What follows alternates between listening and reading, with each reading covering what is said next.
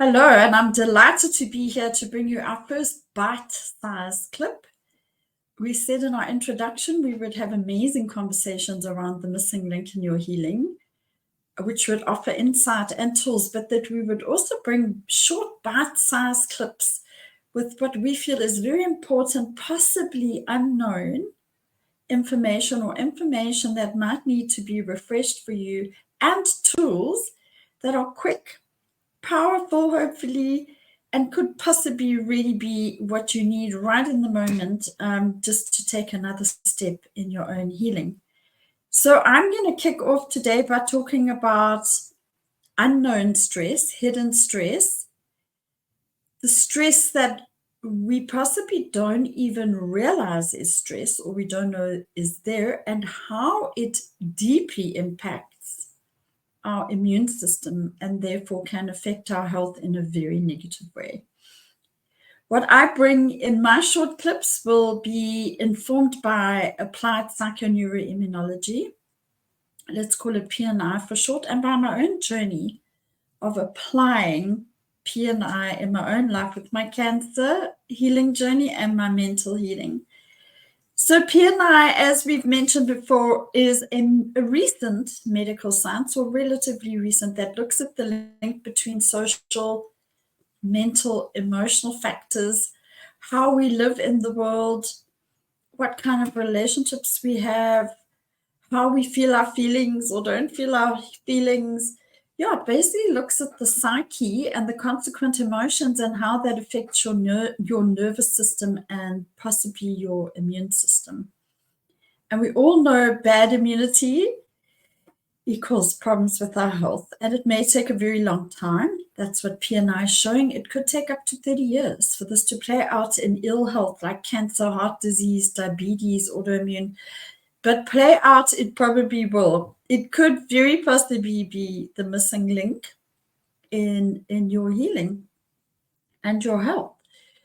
So I'll talk a little bit more about P&I, but for now, I wanted to highlight right up front some of the factors.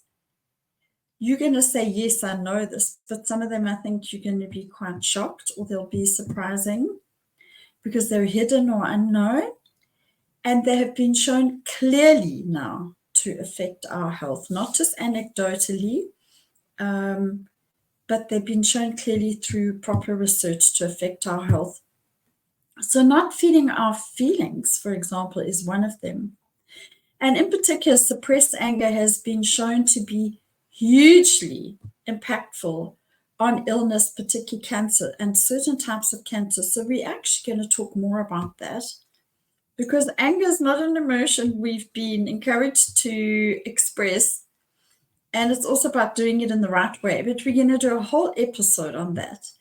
And just in general, suppressing your feelings and not feeling them is very bad for your health. Loneliness and the absence of support. And loneliness in terms of your health is not just living alone and being in isolation. But if you're in a bad relationship or toxic relationship, this could definitely, or you have a low marriage quality, this could definitely impact your health. Fear is a biggie. Yeah, and I think many of our lives are unknowingly being run by fear these days. Mine certainly was until I started working on it. Negative thinking. And I didn't even know I was negative until I started becoming very self-aware to heal myself. So we're just going to talk a little bit more detail about all these things. But for now, just to bear in mind, not feeling your feelings, suppressed emotions, loneliness and absence of social support, bad relationship quality, fear, negative thinking. That's another thing a lot of us don't even realize we have because we're so busy or successful. Anxiety and depression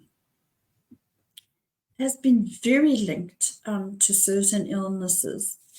Denial.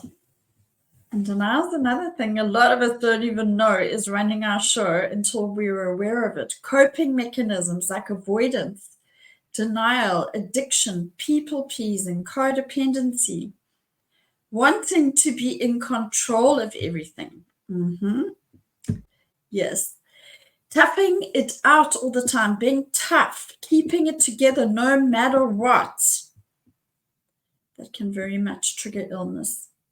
Needing to look good and be liked, low self-worth, not being able to say no, not being able to draw boundaries.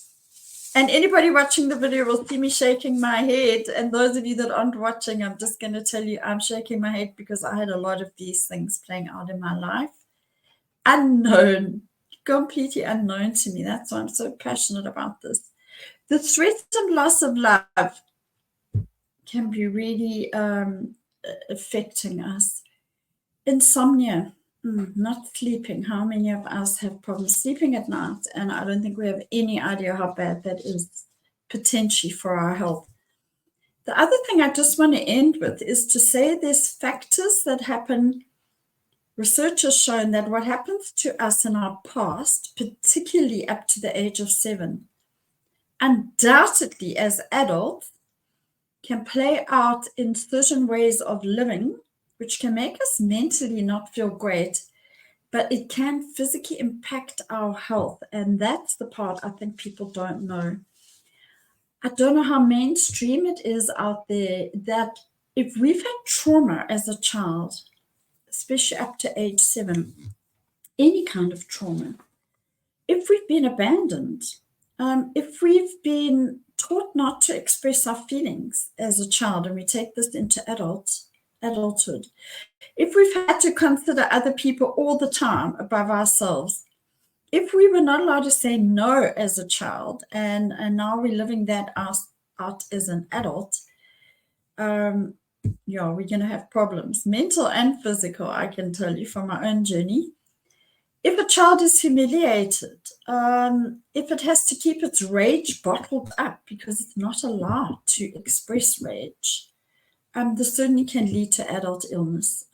Many people, as adults, unknowingly feel like they're under a powerful and judgmental examiner who they have to please at all costs. And people have been encouraged and conditioned and socialized that this is appropriate and good behavior in society, and actually it's making people sick. So many people's lives are being run unknowingly by these factors or unhealed past trauma. And so we want to bring to you, as we've said right up front, awareness, insight, and then tools, because certainly this was my journey to healing cancer. And if you take a look at things like the radical remission research by Dr. Kelly Turner, Gabor Mate's research and stuff he's putting out, psychoneuroimmunology, it is showing unequivocally that these factors are going to affect our health. And we don't have to judge ourselves or be scared about it. Knowing this means that we can also use the information to take responsibility to heal ourselves physically. Could very well be the place where physical healing lies, but it can also heal our whole life. It certainly did both for me. I'm still a work in progress, but as I often say, I definitely have a better life than I ever had before. So yeah, stick around. Well, I hope this was short enough. It wasn't as short as I wanted, but that is my bite-sized little clip, and we'll see you next time, probably with a clip from Loretta.